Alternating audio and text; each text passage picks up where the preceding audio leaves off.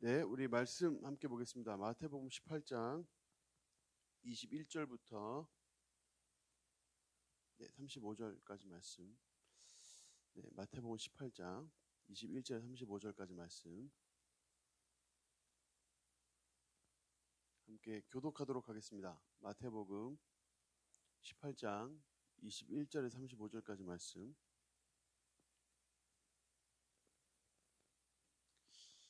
제 생각에 요거를 끄면 좋을 것 같아요. 얘를 좀 꺼주셔요. 제가 끌까요?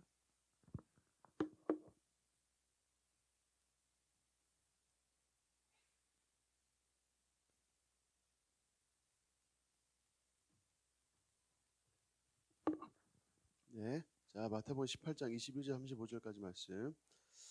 제가 먼저 21절 읽겠습니다. 그때 베드로가 나와 이르되 주여 형제가 내게 죄를 범하면 몇 번이나 용서하여 주리이까? 7번까지 하오리이까? 예수께서 이르시되 내게 이르노니 7번뿐 아니라 7번에 70번까지라도 할지니라. 그러므로 천국은 그 종들과 결산하려 하던 어떤 임금과 같으니 결산할 때 10,000달란트 빚진 자 하나를 데려오매 갚을 것이 없는지라 주인이 명하여 그 몸과 아내와 자식들과 모든 소유를 다 팔아 갚게 하라 하니 그 종이 엎드려 절하며 이르되 내게 참으셔서 다 갚으리이다 하거늘 그 종의 주인이 불쌍히 여겨 놓아 보내며 그 빚을 탕감하여 주었더니 그 종이 나가서 자기에게 100다네리온 빚진 동료 한 사람을 만나 붙들어 목을 잡고 이르되 빚을 갚으라 하며 그 동료가 엎드려 간구하여 이르되 나에게 참아 주셔서 갚으리이다 하되 허락하지 아니하고 이에 가서 그가 빚을 갚도록 옥에 가두니 그 동료들이 그것을 보고 몹시 딱하게 여겨 주인에게 가서 그 일을 다 알리니 이에 주인이 그를 불러다가 말하되 악한 종아 내가 빌기에 내가 내 빚을 전부 탕감하여 주었거늘 내가 너를 불쌍히 여김같이 너도 내 동료를 불쌍히 여김에 마땅하지 아니하냐고 주인이 노하여 그 빚을 다 갚도록 그를 옥졸들에게 넘기더라. 같이 읽겠습니다. 너희가 각각 마음으로부터 형제를 용서하지 아니하면 나의 하늘 아버지께서도 너희에게 이와 같이 하시리라. 아멘. 우리가 오늘 읽은 본문은 아주 비현실적인 본문입니다. 심지어 제가 느끼기에는 원수를 사랑하라 하는 본문보다 훨씬 더 비현실적으로 느껴져요. 그래도 한번 여러분 들어보십시오. 칠레의 첫 여성 대통령 미첼 바첼레트라는 분은 이렇게 얘기했습니다. 때론 용서할 수 없는 사람이 있다. 도저히 지울 수 없는 분한 일도 있다. 그러나 그럴수록 지우고 그럴수록 용서하라. 왜냐하면 그런 기억과 분노들이 우리에게 주어진 삶의 질을 망가뜨리기 때문이다. 용서하지 않으면 자신의 삶의 질이 망가뜨려지기 때문에 용서해야 한다. 그렇게 자기 자신을 위하여 꼭 그 사람의 남을 위해서 용서하는 게 아니라 자기 자신을 위하여 용서할 수 있어야 한다. 그렇게 이야기를 했고 또 그 레프 톨스토이는 그대에게 잘못을 저지른 사람이 있거든. 그가 누구이든 그것을 잊어버리고 용서하라. 그때 그대는 용서한다는 행복을 알 것이다. 우리에게 남을 책망할 수 있는 권리는 없다. 그러니까 이분도 사실 관점이 비슷한데 그러니까 남을 용서하는 것은 그 사람을 위해서가 아니라 나 자신을 위해서 내가 행복을 누리기 위해서 용서할 수 있어야 한다. 그렇게 이야기했고 또 이거 누가 얘기했는지 모른대요. 누군가가 우리를 괴롭혔을 때 우리는 모래 위에다가 그 사실을 적어야 한다. 용서의 바람이 불어와서 그것을 지워버릴 수 있도록 모래 위에 지워. 너무 마음판에 기억이 나고 잊혀지지 않도록 마음판에 깊이 새기지 말란 뜻이에요. 그리고 그 훌로 신학교의 윤리학 교수 루이스 스메데스는 이렇게 얘기했어요. 진정으로 용서하면 우리는 포로에게 자유를 주게 된다. 그러고 나면 우리가 풀어준 포로가 바로 우리 자신이었음을 깨닫게 된다. 그러니까 이분도 비슷한 말을 했는데 내가 누군가를 용서해주면 그 용서가 나를 그동안 결박되어 있는 것이 나였다는 사실을 알게 될 것이다. 그렇게 이야기를 했습니다.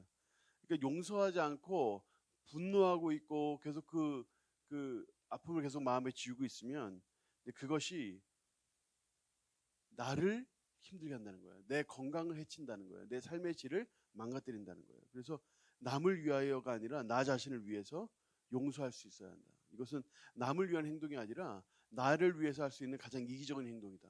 용서라는 것이 나 자신을 위한 가장 이기적인 행동이다. 그렇게 이야기를 합니다. 베드로가 이렇게 물었어요. 예수님, 어떤 사람이 저에게 잘못을 했습니다. 제가 몇 번까지 용서하면 될까요? 7번 정도 용서하면 되겠습니까? 이렇게 물었어요. 여러분, 저는 이 말씀을 읽고 이걸 어떻게 설명을 해야 하나 멘붕에 빠졌습니다. 한 사람이 저에게 7번 잘못한 경우는 없거든요. 그런 경우는 한 번도 경험해 본 적이 없어요. 한 사람이 저한테 7번을 연속으로 실수를 한다. 그래서 이게 무슨 예가 있을까? 그래서 예를 하나 생각을 해내는데 여러분 이해하고 들으십시오. 비현실적인 이야기니까. 어느 한 사람이 저한테 볼펜을 빌려갔어요. 근데 볼펜을 떨어뜨렸어요. 볼펜이 잘못 떨어지면 이게 힘이 빠져버리잖아요. 그럼 이렇게 펜이 안 써지잖아요. 야 미안해, 펜 안 써지네. 네 펜 고장냈다. 펜 하나 더 빌려줘. 빌려줬어요. 근데 그거를 또 쓰다가 또 떨어뜨린 거예요. 한 수업 시간에 벌어진 일이에요. 그래도 받아다가 야 이것도 안 나오네. 야, 또 하나 빌려줘봐. 이래가지고 7자루를 빌려가서 7자루를 다 망가뜨렸다. 그리고 용서할 수 있겠습니까? 한 3번 정도 하면 얘가 나한테 일부러 이러는구나 이런 생각 안 들겠어요? 근데 그거를 7번 용서하라는 거예요. 사실 이 베드로가 7번 용서하면 되겠습니까? 이거는 아주 기특한 표현이거든요. 7번이라는 것은 아주 정말 끝까지 용서하겠다는 뜻이고, 근데 이 7번을 용서하면 되겠습니까? 이 정도면 사실 거의 성자에 가까운데. 근데 예수님의 대답이 이런 거죠. 7번 말고 70번씩 7번이라도. 그러니까 7번이 70번 반복될 때라도 490번 정도 되는 거죠. 근데 그렇게 될 때라도 용서하라. 이것은 이 무한대로 용서하는 뜻입니다. 끝까지 용서하는 뜻이고, 어떠한 것도 네 마음에 용서 없이 남겨놓는 것이 없도록 하라. 아주 비현실적이죠. 근데 그 다음 이야기는 더 비현실적입니다. 저는 성경의 어떠한 기적보다 이게 더 비현실적인 것 같아요. 한 사람이 1만 달란트를 빚졌다는 거예요. 1만 달란트입니다. 1만 달란트라는 것이 얼마나 되는 돈이냐? 자, 1달란트는 1만 달란트 말고 1달란트. 1달란트면 6천 데나리온이래요. 그때 당시에 6천 데나리온. 6천 데나리온은 6천 일을 일해야 벌 수 있는 돈이에요. 6천 데나리온. 근데 6천 데나리온을 벌려면 예를 들어 1년에 300일 정도 일할 수 있다고 생각해 보세요.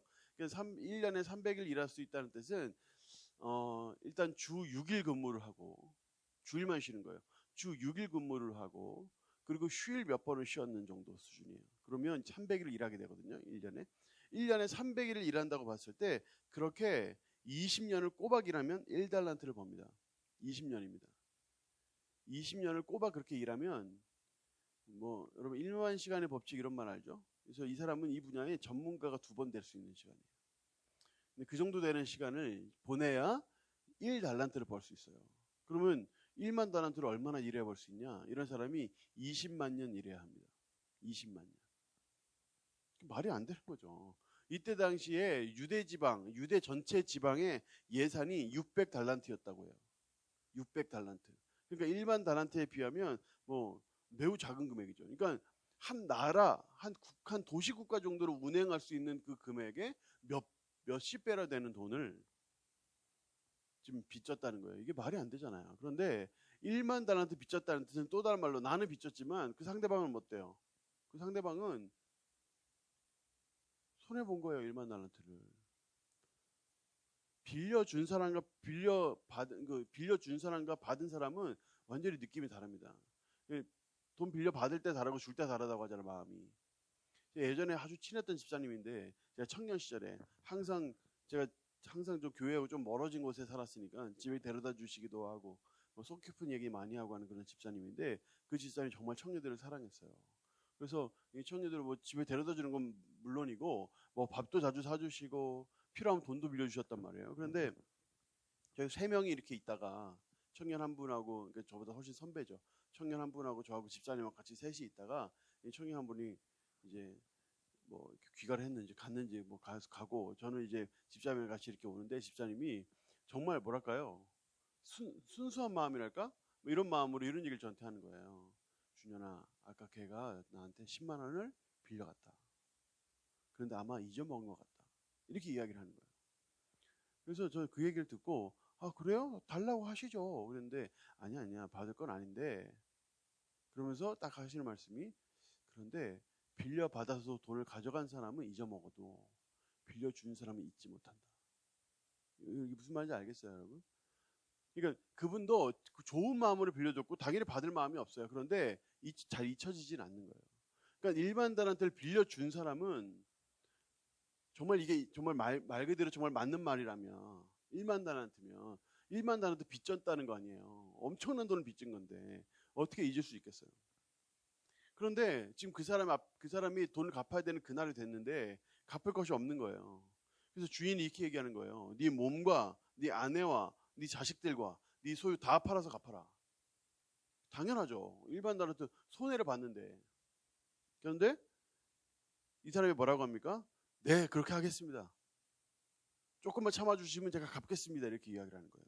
그러면 이 글을 읽는 누구도 이 말이 진정성 있게 느껴지지 않습니다. 누가 1만 달란트를 갚을 수 있겠어요? 말도 안 되는 얘기죠. 지금 허세가 장렬하고 있어요. 근데 만약에 이 주인이 1만 달란트를 빌려준 이 주인이 이 사람을 옥에 가두잖아요. 그러면 그것은 영원히 가둔다는 것을 의미해요. 영원한 형벌을 의미해요. 왜일까요? 감옥에서는 돈을 벌 수가 없어요. 그래서 이 종이 엎드려서 한 번만 참아달라고 내가 가서 갚겠다고 이런 허세를 부리고 있는 이 사람 앞에서 이 주인이 이 1만 달란트를 탕감해 줬다는 거예요. 헬라어로 탕감했다는 이 표현은 용서했다는 표현이에요. 용서해 준 거예요. 1만 달란트를 용서해 준 거예요. 근데 그 이후에 아주 흥미로운 일이 벌어집니다. 많은 사람들이 이 임금을 찾아와가지고 이 주인을 찾아와가지고 아까 그 1만 달란트 탕감받는 그 사람에 대해서 안 좋은 이야기를 하는 거예요. 그럼 무슨 얘기인가 들어봤더니 이 사람이 1만 달란트를 탕감받고 나자마자 바로 어디로 가냐면 자기한테 100데나리온 빚진 자를 찾아갔다는 거예요.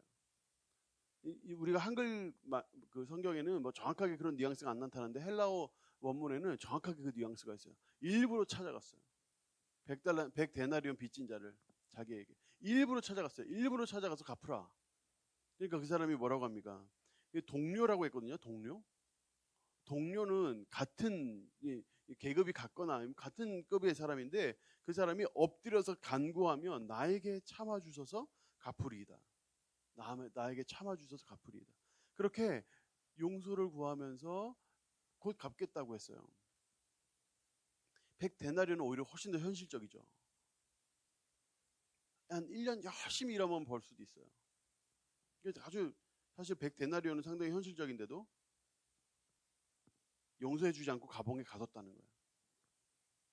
아까도 말씀드렸다시피 용서를 해주지 않고 감옥에 가뒀다는 뜻은 영원히 감옥에 가둔다는 걸 의미하는 거예요. 감옥에서는 돈을 벌 재간이 없어요. 그래서 당시의 유대법에서는 빚진 자를 감옥에 가두는 것을 금기시했어요. 비인간적이거든요, 너무. 아니 빚을 졌다 하더라도 조금씩이라도 갚도록 기회를 줘야 되는데 아예 감옥에 가둬버리면 이것은 그 사람에게 너무 가혹하단 말이에요. 그리고 그때 당시에는 뭐 가뭄이 오거나 하면 빚질 수 있는 사람이 많았기 때문에 그런 상황이. 그러니까 아주 비인간적인 유대법에서도 금지하고 있는데 이런 이 상식적인 것을 무시하고 이 사람은 감옥에 가둬버렸다는 거예요. 그 이야기를 이 임금이 듣는 겁니다. 그리고 임금이 대노를 해요. 그래서 불러요. 다시 그 사람을 잡아와요. 그래서 32절부터 보시면 주인이 그를 불러다가 악한 종아 내가 빌기에 내가 내 빚을 전부 탕감하여 주었거늘 내가 너를 불쌍히 여긴과 같이 너도 내 동료를 불쌍히 여김이 마땅하지 아니하냐? 여러분 사실 이 이야기도 사실 비현실적입니다. 사실 임금이 뭐라고 할 게 아니에요. 자기가 탕감해 줘놓고 뭐 자기가 탕감해 줘놓고 그건 그 사람 일이거든요. 그 사람이 100데나리온 빚진 자 그건 자기가 탕감해 준 거고 내가 탕감해 줄지 말지는 내가 결정하는 거죠. 그런데 이 주인이 이것을 보고 문제시했다는 거예요. 그러면서 34절에 주인이 노하여 그 빚을 다 갚도록 1만 달란트를 다 갚도록 옥졸에게 넘겼다.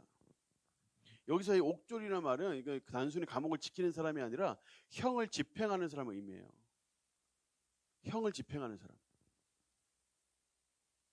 그러니까 집행자, 어떤 형을 집행하는 집행자 또는 고문자 이런 사람들을 의미하는 거예요. 이 옥졸이라는 의미가 더 사실 무섭게 다가오는 이유는 아까도 제가 말씀드렸다시피 지금 현재 감옥에 갇혀 있는 것은 영원한 형벌을 의미해요. 종말론적 의미가 있어요. 그러니까 이 악을 행한 자를 지옥에 내주어서 형을 집행케 하는 이 옥졸이 악령을 뜻하는 의미가 있어요. 그러니까 더 무서운 거예요. 그러니까 여러분 무슨 말입니까? 이게 지금 바로 그 이유에 보시면 35절에 결론을 내리잖아요. 너희가 각각 마음으로부터 형제를 용서하지 아니하면 나의 하늘 아버지께서 너희에게 이와 같이 하신다. 내가 용서를 하지 않으면 악령이 와서 나를 결박한다는 뜻이에요. 나만이 아니라 내가 용서하지 않은 그 사람도 결박되어 있는 거예요. 모든 사람이 결박되어 있는 상황. 악령 앞에서. 무서운 결과입니다. 그러니까 정말 하나님께서 이건 누가 봐도 과장법이거든요. 1만 달란트를 빚졌다. 누가 봐도 과장법이거든요. 영원한 형벌 5개 가뒀다.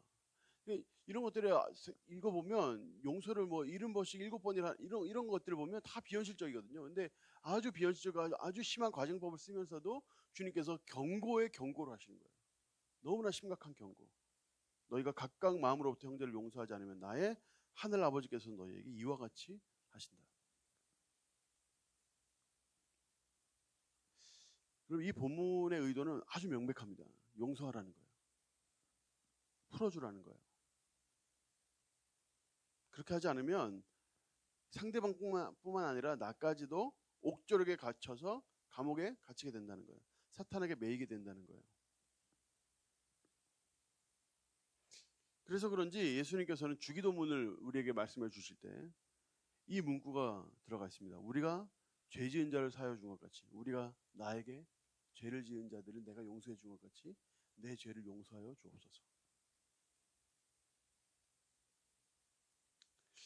여러분 우리에게 용서가 필요합니다. 이 용서가 물론 힘들다는 거 저도 인정해요.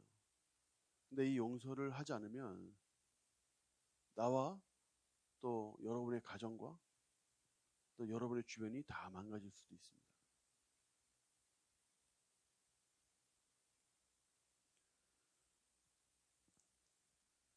사실 저는 이렇게까지 막 용서를 해야 되는 이 용서가 이렇게 힘든 이런 상황을 크게 겪어보지 않았어요.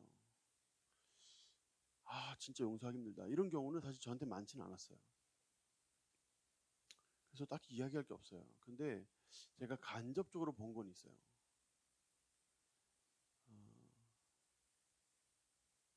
제 아버지가 이것까지 안 보시겠죠. 주일 설교나 이런 거는 열심히 보시는 것 같더라고요. 근데 새벽 예배 설교까지는 안 보시겠죠. 페이스북 안 하시니까 뭐 괜찮겠죠. 제 아버지 제가 한 중2, 중3 때 고향 선배님, 그러니까 대구에서 같이 이제 공부하고 했던 저희 아버지가 대구에서 공부를 하셨거든요. 의성 출신이시고 대구에서 이제 같이 공부했던 선배님 같은 교회를 다녔고 또 그때 서울에서 어느 한 작은 교회 장로님이셨어요. 근데 그분이 이제 저희 아버지는 이제 생계가 중요했었던 때였기 때문에 쉽지 않은 시간을 보내면서 이제 교회를 잘 못 다니다가 이 선배님을 다시 이렇게 가깝게 친하게 되면서 이제 그 선배님이 장로님으로 계신 이 교회를 출석을 하면서 신앙을 조금씩 키워나가고 계시던 때였어요. 제 중3 때. 근데 고향 선배님께서 제 아버지에게 사기를 친 거예요. 그러니까 이런 식이죠. 땅값이 뭐 예를 들어 500원인데 이거 땅값이 1,500원짜리인데 이러면서 근데 이거 사면 당장 오른다 이런 식이죠. 이런 식으로 이제 속인 거예요. 그러니까 이제 저희 어머니도 그렇고 저희 아버지도 그렇고 제대로 잘 안 알아보고 그냥 한 거예요. 왜냐하면 너무 믿을 만한 사람이었거든요. 고향 선배인데다가 그 장로님이셨단 말이에요. 그러니까 의심하지 않은 거예요. 그러냐고 자기한테 좋은 기회를 나눠주는 것처럼 그렇게 좋게 생각을 한 거예요. 그래서 덥석 계약을 했죠. 하고 나니까 이상한 소리가 들리는 거예요. 왜 그런 쓸데가 없는 땅을 그렇게 비싸게 주고 샀어? 이런 이야기들이 들리는 거예요. 근데 알아봤더니 거의 억이 넘는 돈을 거기다가 이제 막 여기저기 빌려다가 막 한 건데 어긴 넘는 돈을 손해를 본 거예요. 그 소송을 10년 했습니다. 10년. 제가 그때 대학 졸업반이었는데요. 저 집에 있었어요. 근데 아버지께서 아마 그때쯤 저희가 그 부분을 자세히 이야기 안 해주셔가지고 제가 잘 몰라요. 근데 그때쯤 이제 소송이 마무리됐던 것 같아요. 10년 동안 아버지께서 굉장히 그 소송을 진행하면서 상당히 힘들어하시는 모습을 제가 많이 봤어요. 제 아버지가 이제 뭐 왕년에 그러니까 결혼하기 전에 술을 많이 마시시고 하셨는데 자식들 낳고 나서는 술을 입에 잘 안 대셨거든요. 그런데 제가 몇 번 봤어요. 인사불성이 될 정도로 괴로워하시는 모습을 몇 번 봤어요.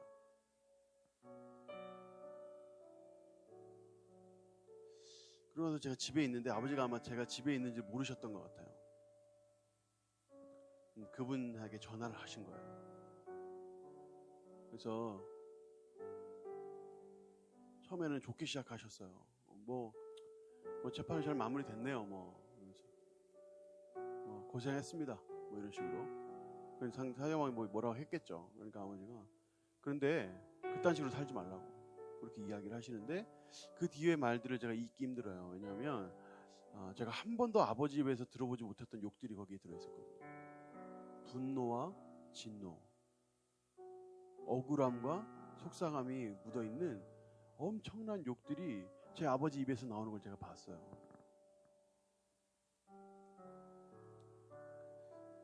제가 아버지였어도 용서하기 힘들었을 것 같아요.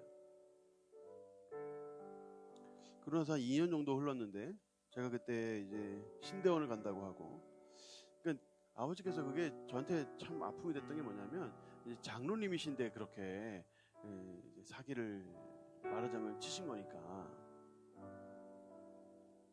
아버지가 그 이후부터 교회를 못 나가시더라고요.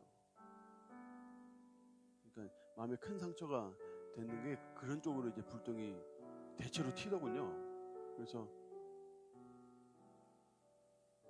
세상의 모든 이제 신앙인들을 싸잡아서 안 좋게 보시기 시작하고 이제 장로님들이나 또는 목사님들까지 안 좋게 생각을 하시더라고요. 다 사기꾼들이라고 이렇게 말씀을 하시더라고요.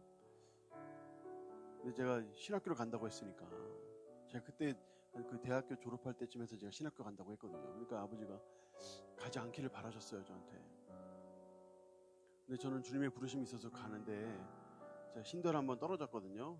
공부할 시간이 많지 않아가지고 그때 졸업이 바트고 막 해가지고 한번 떨어지고 그 다음에 2005년에 제가 입학을 했는데 2004년도 여름쯤에 제가 이제 신대 공부하면서 집에 있는데 아버지가 산에 같이 가자 해서 그 뒷산에 잠깐 올라갔는데 올라가면서 아버지가 공부 열심히 해라. 이번에는 꼭 붙어라 이런 말씀을 해주시면서 이런저런 이야기를 하는데 제가 근데 아버지가 궁금해서 그러는데 그렇게 아버지랑 단둘이 얘기하면 그런 거 궁금하잖아요. 궁금해서 그러는데 그때 그 장로님 그 사건이 어떻게 됐느냐고 여쭈었어요.